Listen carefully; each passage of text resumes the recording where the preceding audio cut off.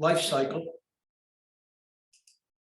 You're taking a life cycle perspective on this. You're looking at really the cradle to cradle type of attitude about your fleet.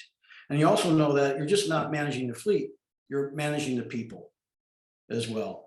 And so this little matrix I put together from literature review helps us understand sort of how we might be looking at our current practice, what happens if we don't change our behavior going forward, and how we may look at best practice behavior around how we create a management culture, the kind of way we look at our trips, road environments, our drivers and managers, our vehicle typologies, and how we communicate this with the public.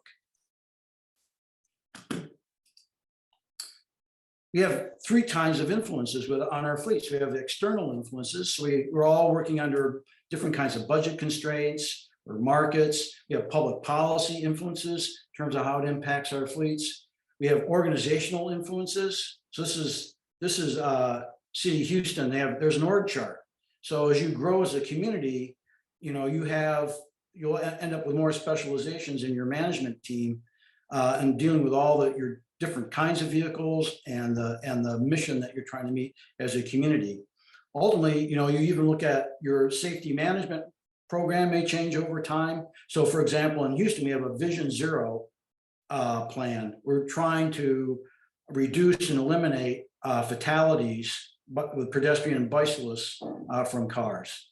We're a car-oriented city, and we're trying to change that. And those policies even extend into our fleet management as well. And we have direct influences. So how we acquire vehicles, how we're tracking our inventory of vehicles, and even how we respond and deal with our incident management and reporting for that. So these are all things that end up being part of our context as fleet managers. Many of us are also working within an environmental policy context. And so I've worked on 10 city hall master plans, and everything gets integrated. And so you can't talk about buildings and fleets separately, because the buildings with bi-directional batteries, all this is upper left here. This is Visalia, California Civic Center master plan. Below that is the 10th campus for the UC system in California, triple net zero campus. These are all integrated systems approach. And even when we look in Houston, in our resilience hub notion about our infill development, you're starting to find a way to really connect the energy demand from transportation and buildings and see it as one problem to solve in a connected way. So just to humor us, I have developed a fictitious community called the City of Tomorrow, Texas. And so we're thinking about this as a fleet of 1,000 vehicles. It's a mid-sized city of about 400,000 people. It's got a mixed fleet. It's going to grow by 20% by 2030 and 50% by 2050. Very Texas sort of go-go community. And so you have to, and when we look at our fleets, you have to establish a baseline. So when we start to look at fuel use, for example, and what happens if we don't change our behavior? And how do we start to set targets? So for example, for this community, I have developed a fleet efficiency set of assumptions about fleet acquisition. And so you can start to see how the fleet gets more efficient over time around different types of vehicles. And on the right, based on that, I can estimate the amount of fuel use that we get every year. And so I've looked at this from a base year perspective. I've looked at a 2030 business as usual, 2050 business as usual, and then also a 2030 and 2050 target of reductions. So once you understand the fuel, in a fuel-based model, unlike what you might do on a community climate action plan, which is more from a transportation is more population driven, more per capita driven, this is really based on fuel use. This is one of the things that we manage. This is one of the most important metrics for us. And so on the left is an analysis of the greenhouse gas emissions by vehicle type. So if we're establishing, for example, a 30% reduction target by 2030, or we want to zero out by 2050, we get a sense for how our fleet transition can support that. So for the city of Tomorrow, Texas, based on these assumptions, establishing a target of 68% below baseline is a pretty reasonable goal, right? It's a pretty reasonable goal for this community. And because remember, I talked earlier about you have to also think about the supply side for this. You know, when you go through and convert this to energy, so you need about 28 acres of PV to zero out the fleet emissions for the city of Tomorrow, Texas. So in Houston, we have the Sunnyside Solar Project. It's about 240 acres. So it'll be about 12% of that land area, as an example, just in terms of the geographic footprint for that. Now you have to make the business case. And this is what our city councils expect and our mayors expect from us. So this can be a bit formulaic, but you have to be pretty clear about how you're going to approach it up front. So in our city, we look at our fuel consumption for our baseline. About 33% of our fuel consumption is just from the gasoline vehicles, so our passenger and light duty vehicles. So that might be a pretty reasonable strategy, way to start to look at this. So you have to estimate what our fuel savings is going to be. Are we going to use incentives in our purchases of our fleet, or the capital and operating costs when we start to look at that? So capital costs and incentives. So we have the purchase costs. We have to look at the kind of vehicles, kind of incentives are connected to that. And EV charging has a cost as well. You have to install it. You have to buy the equipment, install it, and you have to maintain it. So it does come with a cost and various management strategies as well. On the left, when you start to look at the fleet and the cost of batteries going down and the kind of inventory that's going to come to market. So in the next few years, we're going to see for this strategy, all these vehicles are going to become just on a purchase basis, going to be similar to a conventional gasoline powered vehicle. And then when you start to look at incentives, so if you look at the fueleconomy.gov site, very easy to use table that tells you the incentives for each type of vehicle. So we have operating costs. So you have to look at the vehicle lifetime, you know, the age of it. So I know the national fleet cars on the road for about 12 years. And this is some outtakes from the city of Philadelphia's planning. So they're assuming 12 years for the life of a vehicle. Utilization. So for them, it'll be different for each city, but this is the importance of collecting data. About 4,600 miles for their sedans, about 13,000 for their patrol cars. So you have to look at that piece of it. There's a fuel economy piece of it in terms of the kind of decisions you're going to make in your purchases. There's a cost of electricity context. There's a cost of fuel. And obviously when we're still now dreaming of $2.35 a gallon, right? We're dreaming of that. And it's because in Houston, it's now about $3.80 a gallon. And there's also a maintenance, and there's a maintenance saving from that. And the real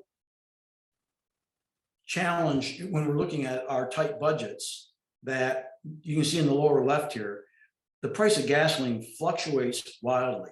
So it's really difficult sometimes to budget for fuel, but electricity generally is a more reliable and consistent cost. We have to make some assumptions about our emissions for this. So we are all located in different grids in the United States, in the power grid. It's called the E grid. And so Texas, most of Texas is our power grid in Texas equals pretty close to the national average in terms of the amount of emissions, greenhouse gas emissions that are in the grid. Terms of our fuel mix. But if you're from Michigan or some of the coal states, you know, it's much higher, for example. So you have to make a decision that ends up being part of the delta. You have to think about what you're getting from the fuel savings, but you also have to look at comparing that to the emissions in the electrical grid. Some communities are shifting to a microgrid. So they're looking at local emissions. So one of my former clients is the city of Fremont in the Bay Area. And so you can see they're all in. They don't have hurricanes, but they do sit on the Hayward Fault. You know, so they're very conscious about what happens to their critical facilities. So you can see their public safety facility, their corporation yard, and their fire stations are all microgrids. And so when the power goes out during the next big earthquake, their critical facilities can still support the community. So how do we get power if we're really focused on this? Well, you can look at your power purchase agreements. There's different locations for that and context for that. You can make a commitment. So Houston and Dallas have 100% annual green power through a purchase agreement. And so Houston's over 1,200 gigawatts of geothermal, solar, and wind. In Dallas, it's 110 gigawatts of wind. And so this is a very common way to make that commitment as a municipality in terms of your power supply. But when you start this, it requires a commitment. So you have to adopt goals. So everything from procurement and the kind of vehicles you're going to purchase. That you have to make a data commitment. You really have to look at the kind of data you are collecting now and in the future, because it's always about optimizing your fleet and operations. So your procurement policies have to shift. You have to analyze that, and I'm sure your city council is going to demand to know that. And you have to get your team to own it. So you really have to look at creating a clean fleet committee, and you have to empower them to implement the plan. So that's a quick overview for this. And I know Harry and Kate have some interesting things to add to this in greater detail from some case study work we've done at Evolv. Thank you so much. All right. All right, Kate, we look forward to hearing more. Great. I'll go ahead and share my screen.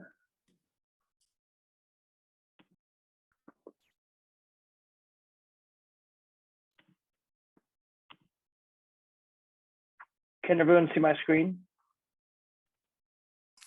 Yes. Great, awesome. Well, I will actually hand it over to Kate to do an introduction. Thanks, Harry. Hi, everyone, and thank you, Bruce, for that great and insightful presentation. Harry and I are very excited to be here to talk about fleet electrification. So just a quick intro of who Evolv Houston is. We are a nonprofit organization, a 501c3, and we were derived from the City of Houston Climate Action Plan. We focus on transportation electrification in the Houston area. Why do we do that? We are focusing on improving air quality and reducing greenhouse gas emissions through increasing EV adoption. Our founding members, as I mentioned, we were derived from the City of Houston Climate Action Plan. So naturally, City of Houston is part of our founding member group, but it also includes CenterPoint Energy, NRG Energy, Shell, University of Houston, and LDR Advisory Partners. We introduced ourselves in the small groups, but myself, I've been with Evolv Houston for 2 years, and I'm the Director of Marketing and Memberships. And I'm going to pass it over to Harry, my colleague, who's the Director of Commercialization and Infrastructure, to talk a little bit more about the fleet studies that we've conducted here in Houston. Great, thanks, Kate. So like Kate mentioned, I am the Director of Commercialization and Infrastructure. So I sit over that program at Evolv. And really what that program is focused on is getting EVs on the road, and then also making sure that there's an infrastructure to support those EVs on the road. And one great way to really get a lot of EVs on the road is not by looking at individual vehicles, but by looking at fleets, kind of, going after multiple birds with the same stone. So in late 2020, Evolv launched our fleet study program, where we partnered with EIQ Mobility to assess fleet vehicles that are operating in the Houston area. So we decided to kick off an initial pilot program, really, where we looked at 5 fleets. The City of Houston, one of the major, the City of Houston's municipal fleet, a major regional energy provider's fleet, Harris County, Texas's municipal fleet, a major regional energy utility, as well as Fort Bend County's municipal fleets. And through those 5 fleets, we've assessed over 14,000 vehicles and identified over 10,000 vehicles, which are technically feasible, and I'll get into that in a moment. And then over 3,500 vehicles that are also economically feasible. Again, I'll get into that. And by looking at these vehicles and converting them, that can realize as much as $27.8 million in lifetime total cost of ownership savings. So that's all encompassing vehicle CapEx, fuel savings, maintenance savings, as well as EVSE hardware, EVSE networking, and EVSE maintenance. So almost $28 million in lifetime TCO savings, as well as an annual CO2 emissions reduction of over 17,000 metric tons. So just to take a step back, when I'm referring to, actually, I'm going to be getting into the City of Houston's fleet and just talking a little bit about the fleet study that we conducted for the city's municipal fleet. But before I do that, I just wanted to provide almost like a quick definition. So when I refer to technically feasible vehicles, these are vehicles, existing ICE vehicles that have an EV that's either on the market today or expected to come to the market in the next 2 to 3 years, with enough information that's public about the vehicles that are the same vehicle classification. So if there's an existing pickup truck, obviously we're not going to suggest a replacement sedan. We'd replace a replacement pickup truck, SUV to SUV or sedan to sedan. Within reason, we can talk to the fleet operators if they're okay with replacing, for instance, an SUV with a pickup truck. Then that's acceptable. So it has to meet the vehicle classification as well as the mileage requirement that vehicle requires on a daily rate. So if that vehicle is driving 200 miles a day, we're not going to recommend a vehicle with a battery range of only 150 miles. So that's the technical side. I think typically about 70-ish%, maybe 75% of existing ICE fleet vehicles have an EV that they can technically be replaced by, again, today or in the next 2 to 3 years. And then on the economic side, we only considered vehicles that are equal to or less expensive to operate over the course of those vehicles. And again, TCO, total cost of ownership. So if the TCO of a vehicle is $150,000, right, including CapEx, maintenance, and fuel, we wouldn't recommend an EV that's more than that. And in fact, in many cases, we recommend vehicles that are 90% of the TCO or lower. So there's actual savings to be had. So now that that's out of the way, I'll get into the City of Houston's fleet study. So at the city, we looked at about 5,300 existing ICE vehicles across 19 departments. Those vehicles have a daily range of 24 to 294 miles, again, every day. They operate on average for 12 hours per day. And that's important because the vehicles, the EVs need to have enough time to recharge when they're not in operation. And then we also assessed 11 main depots.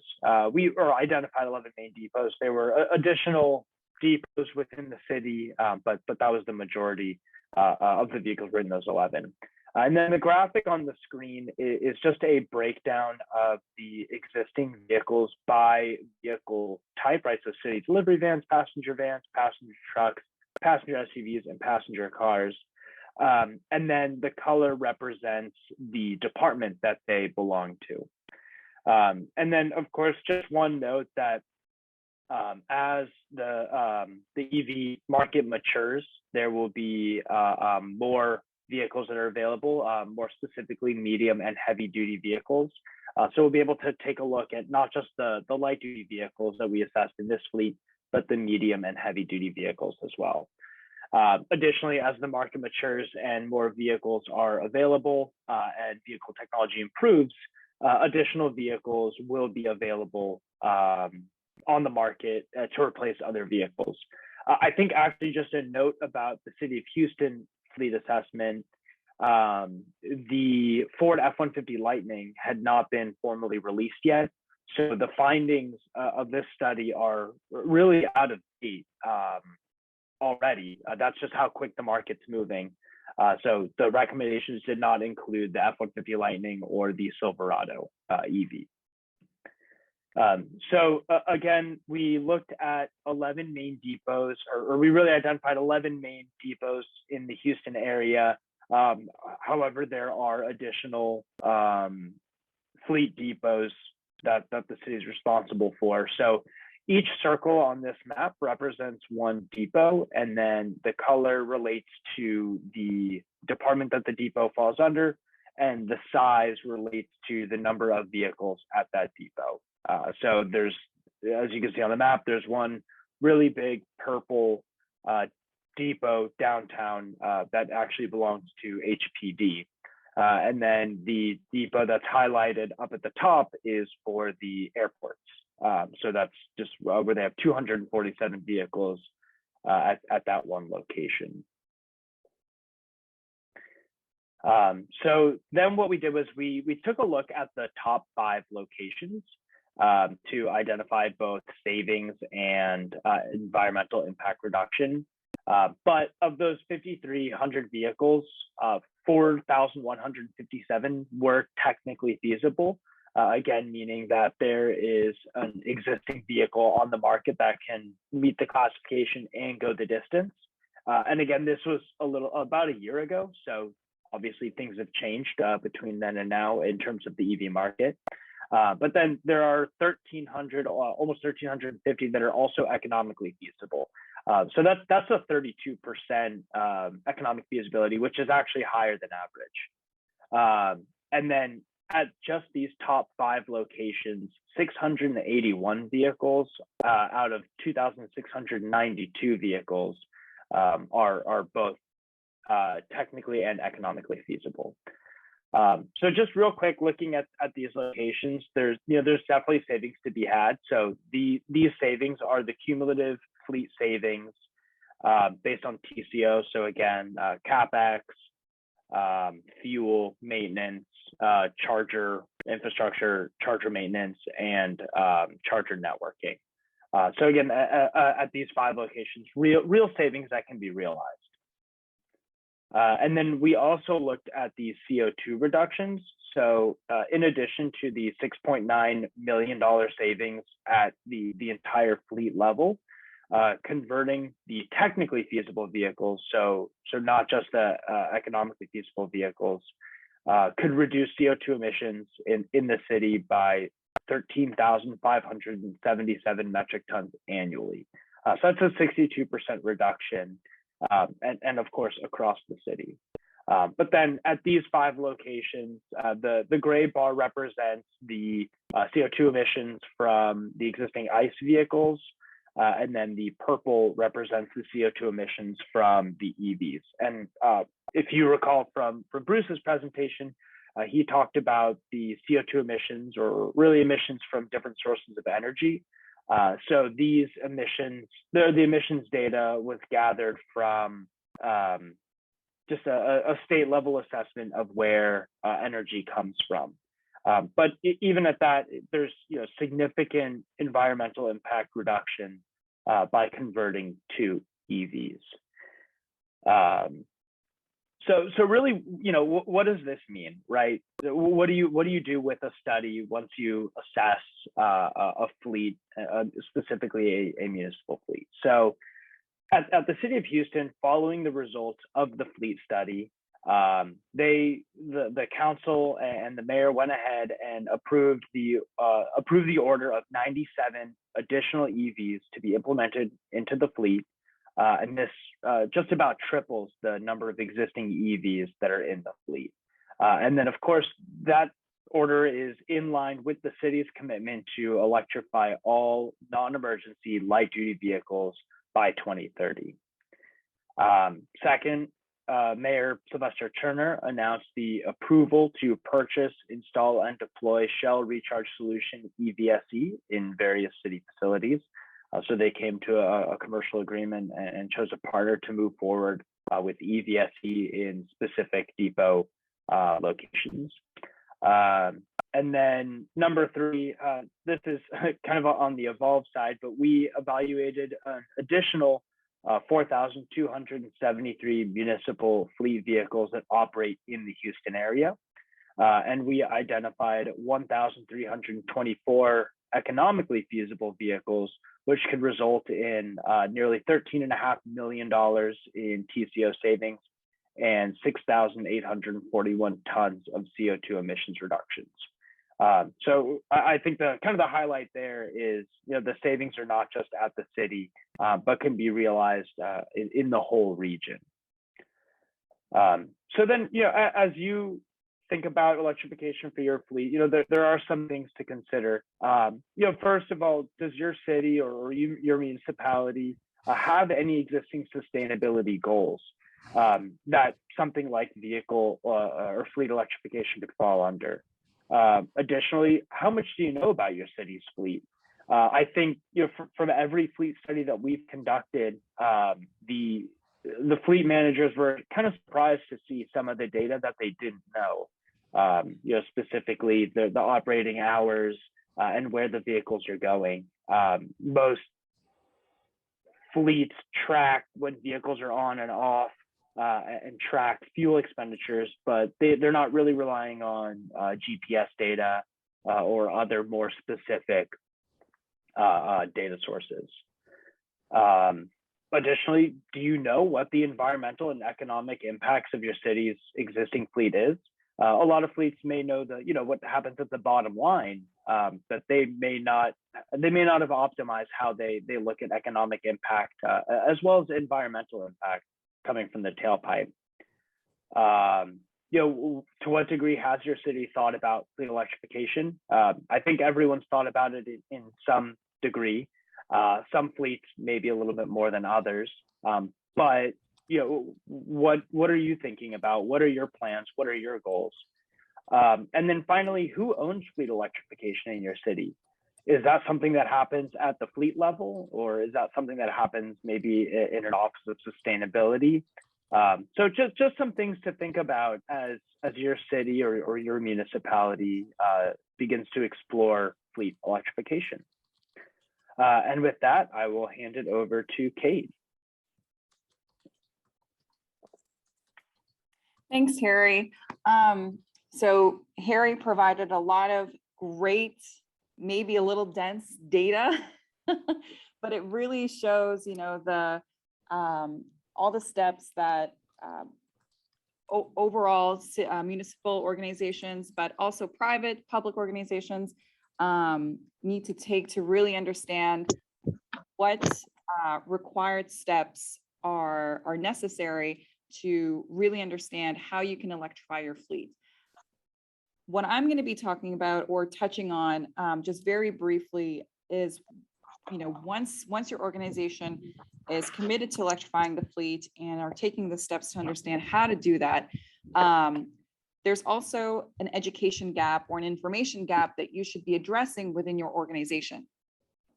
So, with that, some educational activities that you can consider when you're looking to introduce change to your team with an electric fleet. We've listed out here activities that we have seen and planned in the past, including EV training sessions, electric ride and drives. This is both for light duty and heavy duty, and EV pilots. So EV training sessions, we look at sitting down with your departments or your organization to really walk through the fundamental information about EVs. So many Houstonians we find in our region may not have even seen or driven an electric vehicle, So it will be quite a change and a difference once you adopt electric vehicles into your fleet when they have never even operated one in the past. So these training sessions is an opportunity to really familiarize and educate your department and your faculty to help them understand what is an EV, how does it operate, how is it different from gasoline vehicles, as well as what does this mean for your industry? Why is this a positive change? Where is the future headed towards?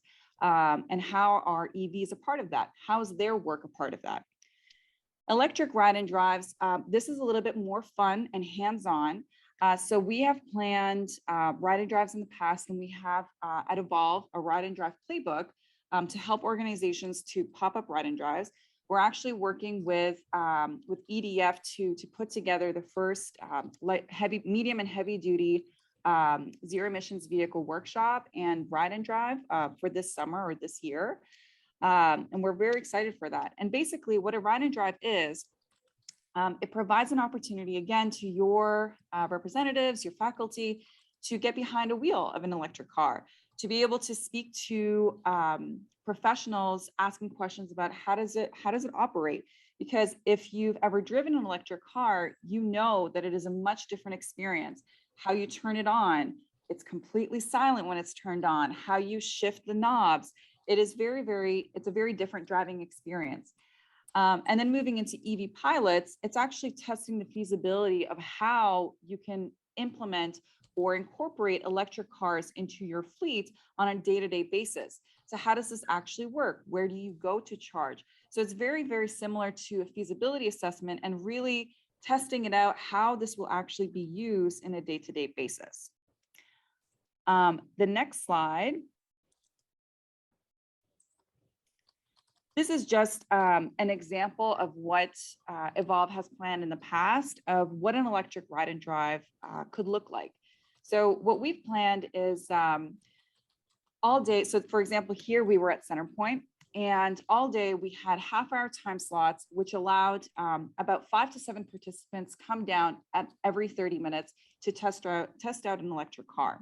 So how this ran through was in the first 5 minutes, they checked in, they provided their forms, so on and so forth. And then they went on to watch a 10-minute presentation. This 10-minute presentation was a really quick EV 101 basic info in case the individuals or attendees have never experienced or have never really looked into electric cars before. It just gives them some fundamental info before they step into an electric car.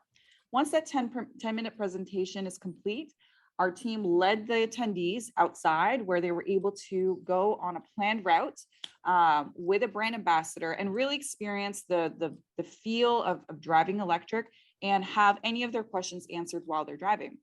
Afterwards, they were able to take a photo, pick up some swag, enter a contest, and call it a day. So this is just an example of, again, how to softly introduce and maybe in an exciting manner, introduce to your team the new changes that may be coming once you adopt electric vehicles into your fleet. And that's all that we have at Evolv Houston. So I'm going to pass it back over to Sean or Andrew. Thank you so much, Kate. All right, well, that will lead us to our roundtable. And with the next kind of 15 or 17 minutes, we're going to use this time for everyone who is here, you can talk about, it would be great to hear if anyone has something they'd like to share or a certain goal of what they would like to learn more of. And then I'll bring up a Slido and we can look at some questions that we have for the presenters. So let's just take a few minutes for those of you who are on the call. Again, our goals are to further opportunities for climate change conversation, decrease barriers to alternative fuel adoption in the region, and ensure that the region moves forward in energy efficiency and also with electrification. Again, so if anyone has anything they would like to share, go ahead and unmute yourself and let's hear it.